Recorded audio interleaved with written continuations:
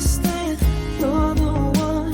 This is everything I've waited in my life. Nothing in this world can stop the sun from shining. Hello and welcome everybody. My name's Rose Smith from AbsoluteSoulSecrets.com. Thanks for joining me today for the Aries August Horoscope. Well, not a huge amount going on. The T-square situation we've all been in continues. I will talk a bit more about that involving Uranus and Saturn. But it's worth noting that Uranus is going retrograde on the 18th of this month. Some people say the 19th. And that should change the dynamics a bit. You know, things should slow down, maybe not be quite as unpredictable. It's like you might even have an idea of what's going on yourself, you know. So I'll talk more about that in a moment. I like to draw 2 tarot cards as theme cards for the month for you. They work in very well with the horoscope usually. We'll have a look at your horoscope in depth, and then I'll do a psychic channeling at the end. So do stick around for that. If you are new, subscribe and be alive right now and hit that notification bell. Okay, so let's go to the board and you'll see what I mean about the horoscopes. Okay, sorry, about the tarot cards blending with the horoscope. All right, so we're going to pick the first card, which is probably, if you want to think in terms of time, it's like the first half of the month. I'm going to go with that one actually.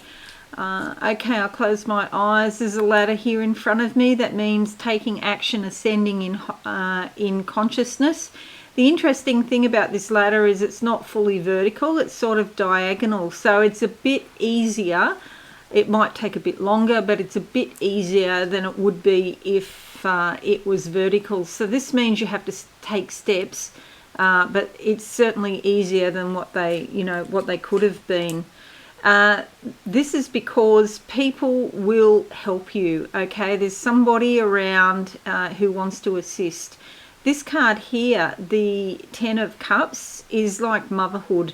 It's like nurturing, caring, assisting, helping you out in some way, and particularly on an emotional level, because it's cups. And you see here is a little child's rocking horse. So this could be somebody who encourages your inner child to keep going, don't give up. And, you know, maybe she makes cakes for you or something like that. Nurtures you in some way. Could be your own mother, or could be somebody who is motherly towards you, treating you kindly. Okay, so that's the first half of the month.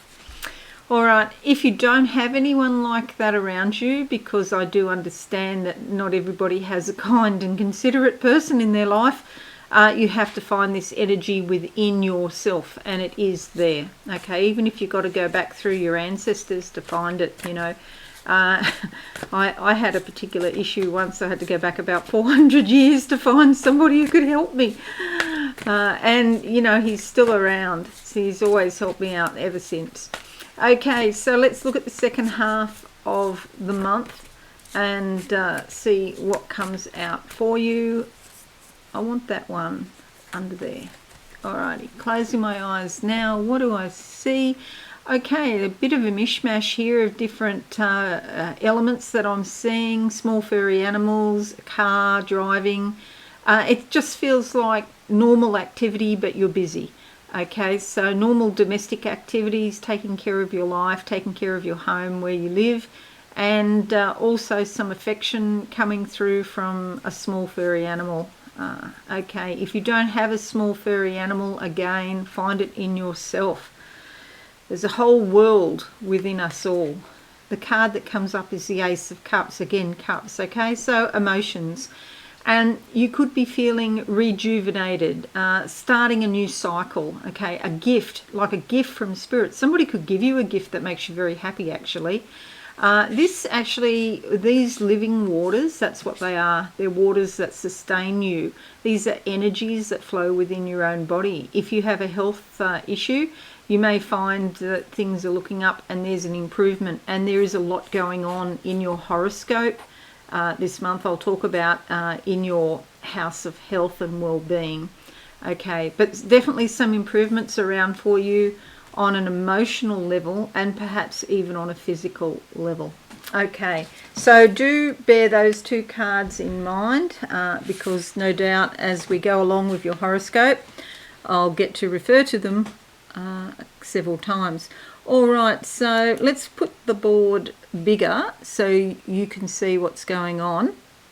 And you'll see the first thing I've talked about here are these T-squares. Okay, so we've got Uranus here in Taurus in your second house of finances, possessions and the things that you value. These are usually unpredictable changes that happen with your money.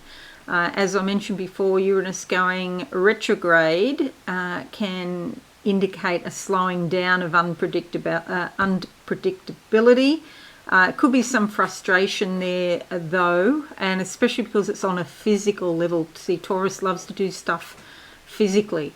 So this is squaring Saturn in Aquarius. Saturn is the sort of opposite of Uranus in the sense of Uranus is unpredictable, volatile, fast movement. Saturn is slow, cautious, likes to build. And so Saturn doesn't want to take risks. If you're thinking about investing, it's probably not a good idea. Of course, you need professional advice. I'm a psychic astrologer, not a financial professional. So you need professional advice where your money is concerned because there could be a temptation to take some risky, make a risky bet.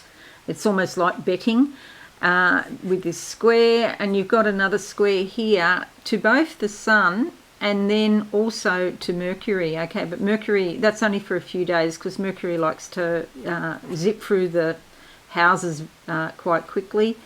And you'll find that normally these are both in Leo, so it's about shining brightly, communicating your vision, your brilliant ideas, boldly going out into the world. Saturn doesn't really like that. Saturn wants you to be cautious, quiet, conservative, traditional, and not to do anything weird. And when I say weird, I mean W-Y-R-D in the sense of being wise and stepping up and being the full person that you are. However, as I said before, after the 18th, this should improve, okay? On the 9th of August, you have a new moon in your 6th house of everyday habits, health and well-being, everyday work, your routine, what you do on a daily basis.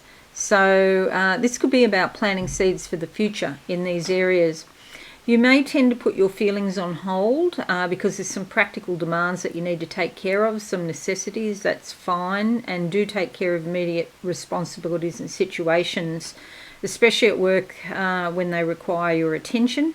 You could have some concern over your health, diet, nutrition, putting your life in order generally, and you may be thinking about some sort of self-improvement, which would be well blessed. 4th of August to the 19th of August, Jupiter squares Moon. And you may need some quiet time, or maybe just to have a few friends around so you can enjoy the company of friends and family, because Moon is associated with that. Excuse me, family get-together is quite likely, and you're likely to be feeling quite warm, generous, sharing your feelings and your interests with other people.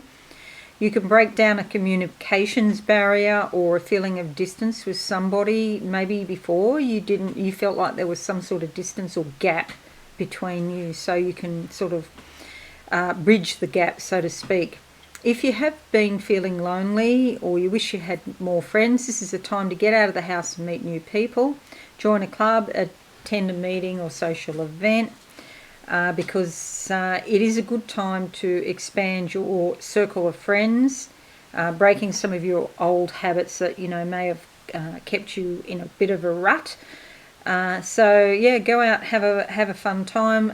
Do watch with Jupiter squaring Moon that when you go out, that you don't overeat or indulge too much in rich food and sweets.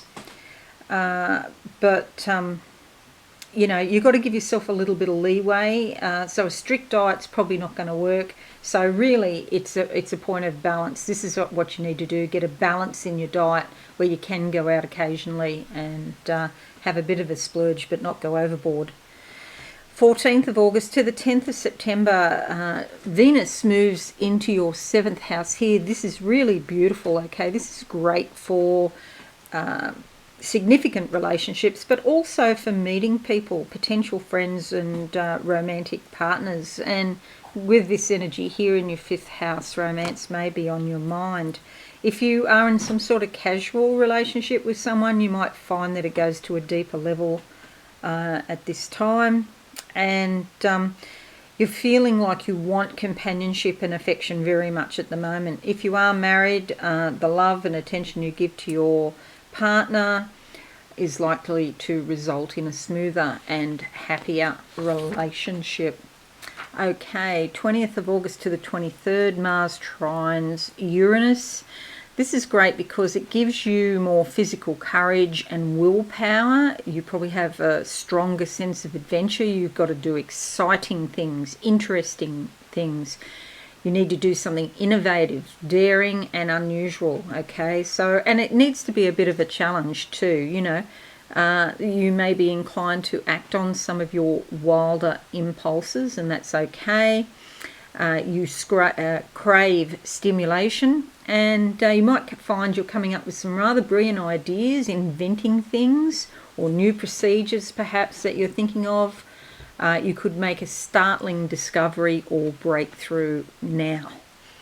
23rd of August sees the full moon here in your 12th house. Okay, this is a great time. See, it's there with Neptune, so this is a great time especially to be looking at your inner life, your spiritual life, and you may feel a little bit sensitive and moody, and you may need some extra privacy and solitude so that you can look within, look at your dreams and how you feel about things. You may want to sort of shield yourself from the world, go into a cave, so to speak, and so it is an excellent time for meditation and spiritual renewal. 21st of August to the 22nd of September sees the Sun in your 6th house here, and as I mentioned before, this is like your normal everyday routine, your habits, your work, your health and well-being, and you may be doing your best work and taking pride in it now because the Sun is all about shining and being bright, being comfortable, providing stability, you know. And so you might be finding that work is going particularly well. Have a look at how you use your time and energy because you could improve your efficiency now.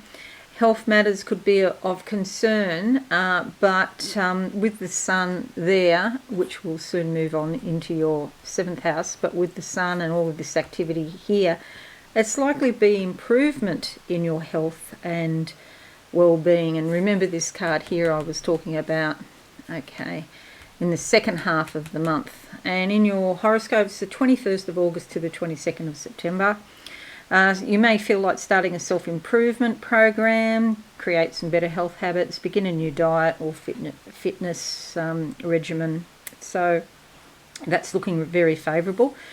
If you are thinking about a new job, that's on the cards too. Like it's like a general improvement in your normal everyday life.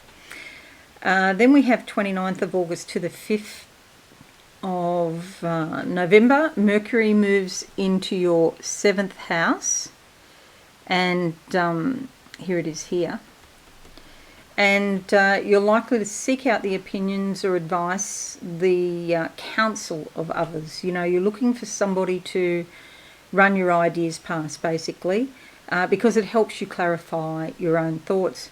You may find other people playing the devil's advocate in your discussions, so you can really get in and work out all of the details, what's likely to work and what won't work.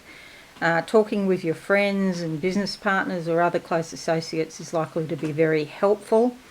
You may be able to negotiate some sort of agreement, and that's likely to resolve some sort of problem, be successful in the end, and you're likely to be more fair and detached at the moment. Okay, and I mentioned Venus. Good Venus going into the 7th house there. Let me just check the dates of that. 14th of August to the 10th of September. I'm not sure I mentioned that. Did I mention that? Let me have a look here. Oh, yes, I did. Yep. Okay, cool. Yes, it's very good for your significant relationships, your partnerships, meeting other people, and especially to do with romance. And you know, this area here in your 5th house, this is looking pretty good. You've got several influences that could help you if that's what you're looking for. Okay, so that's your in-depth horoscope.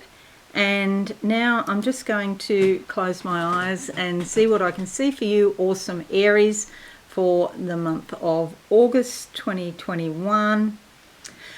A lot of green. This is growth, expansion, opportunity. Sometimes it helps with money, but that doesn't seem to be a huge focus to you. I mean, it might be on your mind a bit, but you know what I'm seeing here? It's fields of flowers and the sun is out and quite bright.